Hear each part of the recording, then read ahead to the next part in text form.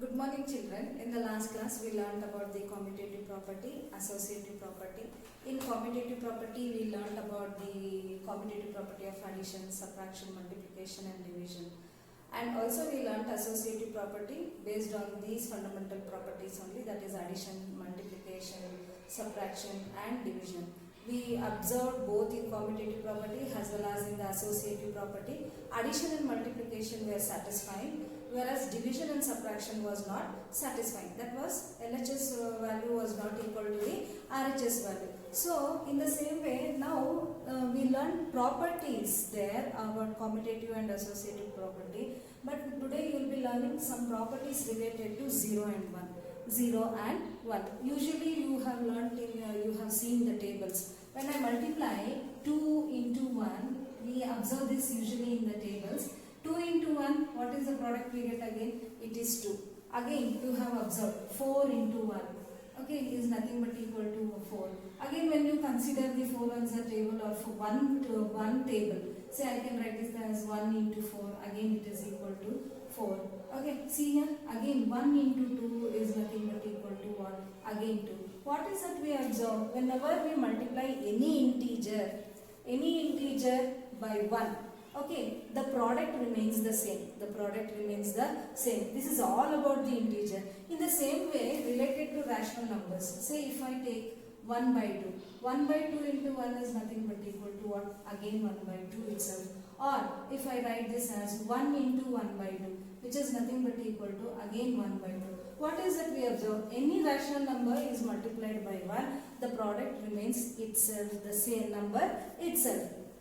So it says that a into 1 is equal to what? Again a, and this is nothing but equal to 1 into a. So it says that 1 when we multiply 1 by a or 1 into a or a into 1, whatever the end product we are going to get, it remains the same. This is all about the property of 1. That is all about the property of 1. What is that it tells you here? 1, okay, 1 acts as a, what is 1 here? 1 is acting as a multiplicative identity. It is acting as what? Multiplicative identity. So 1 acts as the multiplicative identity. Why 1 acts as the multiplicative identity? In all these examples you observe, 1 is multiplied by 2, 1 is multiplied by 4, or 4 is multiplied by 1.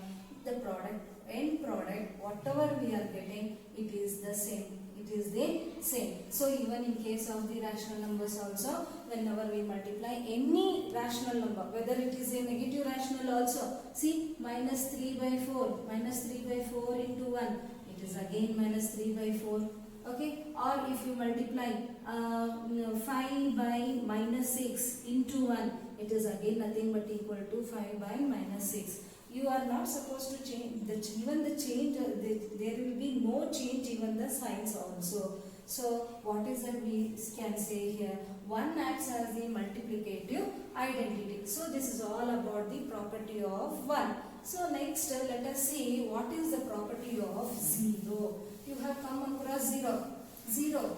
What is that? In the C, even, but we can't use this 0. We can't say 0 has the multiplicative identity. Why we can't say 0 has the multiplicative identity? See, if I multiply 2 by 0, what is the end product we get here? 0. You have seen, even in the tables also, 10 into 0 is also equal to what? 0. So, 0 is not a multiplicative identity, but we can call it as a additive identity. Why 0 is an additive identity? When we multiply any integer with the 0, along with 0, we get it has a, or 0 is added to an integer, again it remains what? The sum is also again the number itself. So small example, say 2 plus 0 is equal to 2, or 0 plus 2 is again nothing but equal to 2. This is all about the integers. When we take the rational numbers, say 3 by 4 plus 0 is again equal to 3 by 4, or 0 plus 3 by 4 is nothing but equal to again what? 3 by 4. In all these cases, whether it is the integers or the rational numbers, when we add any integer to 0, the sum remains itself. And even here also, whenever we add any rational number to 0, the sum remains itself. That is 3 by 4 or 5 by 4. Whatever it is, any rational number, whether it is a positive rational number or a negative rational number, it remains itself. So what is that we can conclude here? 0 is the identity element for addition. What is that? 0 is the identity. 0 is the identity element of addition. So what is the identity element of multiplication? 1 is the identity element of multiplication, whereas 0 is the identity element of what? Addition. So this is all about the property of what? 0 and 1. So after that we will learn the negative numbers and the positive numbers. What is this negative numbers and positive numbers? We are going to learn about the additive inverse. It is what before I told you about the additive identity, multiplicative identity. Now you will learn about the additive inverse. Inverse itself tells you that the change of sign. What is this telling you? Change of sign. When I say the change of sign, that is, if any integer, say I consider it as plus 7, I have to write it as negative. I can write this as minus 7. So changing the sign from positive to negative, or say if I consider minus 6, I can write this as plus 6. We can observe here. I can change positive into what? Negative. Negative into positive. That is, we are changing the sign. This property is nothing but called as additive inverse. Additive inverse. I will say you, even in case of rational number, see, if I consider minus 1 by 2, I can write this as positive. How I can write this as? I can write it as plus 1 by 2. If I consider plus 7 by 9, I can write this as what? Minus 7 by 9. So this is all about the additive inverse. One more thing, what is that you observe here is, when we add, say, here, can you see these two? This is positive and this is negative. When we add these additive, that is both the signs, that is the integers plus 7 and minus 7, the sum is again 0. Whenever we add any two integers with different signs and with the same integers with different signs, the sum is again what? 0. Even in case of this also, see, plus 7 by 9 and minus 7 by 9 is nothing but again equal to 0. That is, a plus a minus a is equal to 0. Whenever we consider any rational number or an integer, when we say, if I ask you to find the additive inverse of minus 12 by 15. What is the additive inverse of minus 12 by 15? It is nothing but equal to that is plus 12 by 15. What is that we can say? Plus 12 by 15. So it is nothing but a minus a is equal to 0. That is this, and I am talking about this one here. So when we talk about this additive inverse, it is nothing but changing the signs, positive signs into the negative signs or negative signs into the positive signs. So the identity element of addition. What is the identity element of addition? Again we get here 0. See, you observe here, when I added these two integers which is having positive and negative sign, we got the identity element. What was that identity element last time? Last I told you here, 0. So we get 0 as the identity element when we find the sum of the two integers with the different signs, but the number remains the same. So this is all about the additive inverse. Next we will learn about the multiplicative inverse. In the last class, I was telling you about the division. When I was doing division, properties or commutative property of division and associative property of division, I was taking the reciprocal. I was taking the reciprocal or the inverse of the given number. Say this, and now we are learning about multiplicative.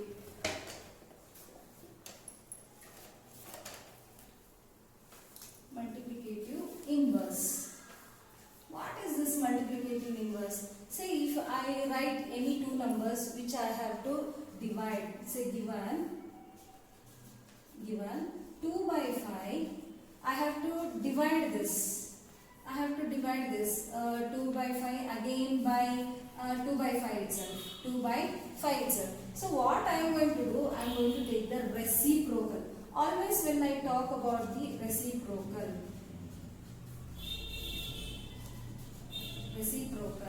okay, the value of the denominator is written in numerator and the value of the numerator will be written in the denominator part. So the reciprocal of 2 by 5 is again nothing but what? 5 by 2. One more small change, what is that? We can say if I want the reciprocal, find the reciprocal of 1 by 2. What is the reciprocal of 1 by 2? Reciprocal of 1 by 2 is nothing but equal to what? 2 by 1. You can see the changes here. The value of denominator is written in what? Where 2 has 2 and here in the numerator part, and the value of denominator is nothing but here what? 1. So reciprocal or the inverse, reciprocal or the inverse is nothing but changing the values of the denominator and the numerator. When we multiply these two, these two, say 1 by 2, 2 by 1, what is that we get again? See, when we find the product of these two same numbers, again it is nothing but equal to 2 by 1 and 2 and 2 will get cancelled. Here we get the end product as 1. So 1 is the multiplicative identity as I told you earlier. So one more thing what you are observing here, when you are finding the multiplicative inverse, this is all about the positive rational number, say plus 5 by 2. If there is no sign, it is plus 5 by 2. If I consider minus 7 by 10, when I say minus 7 by 10, this can be written as plus, we cannot write it as plus 7 by 10. It is, when I say plus 7 by 10, you are writing the additive inverse. Instead, I can write this as minus 10 by 7. The sign remains the same. Negative sign remains the same. There will be no change in the sign. There is no change in the sign whenever we are writing the multiplicative inverse. So, whenever even you have the negative sign in the denominator, say minus, say 1 by minus 15, which is nothing but equal to, I can write this as 15 by minus 1. The signs remains the same. There will be no change in the sign, whether the sign remain in the negative, denominator or in the numerator part. Your sign you are supposed to write as it is in the same places. So this is all about the multiplicative inverse, additive inverse, and 1 is the identity element, while 0 is the additive element. Okay, for all the rational numbers or the integers. Next here you will be learning about representation of the rational numbers. How to represent the rational numbers on the number line. Usually you have learnt in the 7th standard how to represent the rational numbers on the number line. So now you will learn representation of rational numbers. Rational numbers on number line.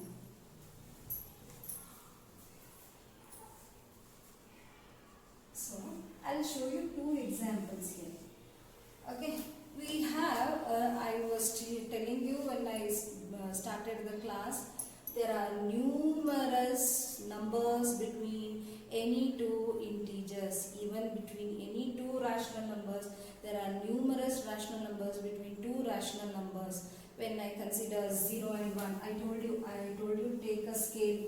Okay, when we consider the centimeter scale, we start always from 0, and this is 1, we read it as 1, and 0 from 0 to 1, it is divided into how many equal parts? 10 equal parts. 10 equal parts, but still between 0 and this 0.01, again we find numerous rational numbers. There are multiple of rational numbers. We can find multiple rational numbers between any two rational numbers. And here also we are going to represent the rational numbers on the number line. A small example. See, I am consider this is 3 by 4. Okay. And here I am going to consider this as 9 by 5. 9 by 5. You can observe here. Okay. Here 3 by 4 is a proper fraction, whereas 9 by 5 is a improper fraction. This is what you have to know. See, 3 by 4 is a proper fraction. 3 by 4 is a proper fraction. 9 by 5 is a improper fraction. Improper fraction. So, what we have to do here? How to represent the rational numbers here? You can observe here, this is the numerator part and this is the denominator. And you observe here, numerator is less than denominator. Numerator is less than denominator. If you know some of the things, it is very easy and there is no confusion in representing the rational numbers on the number line. So what we have to do? We have to draw the number line. Let me mark this point as 0 and here somewhere this as -1. Okay, you can observe here in the denominator we find, though it is a proper fraction, we are supposed to divide from 0 to 1 into 4 equal parts. I am going to divide from as usual. What we use the number, a centimeter scale, we are having 10 divisions. Instead of that, what I am going to do here, from 0 to 1. From 0 to 1, I am going to divide into 4 equal parts. That is 1, 2, this will 1, 2, 3 and 4. So this will be 4 and I will read this 4 as what? 1.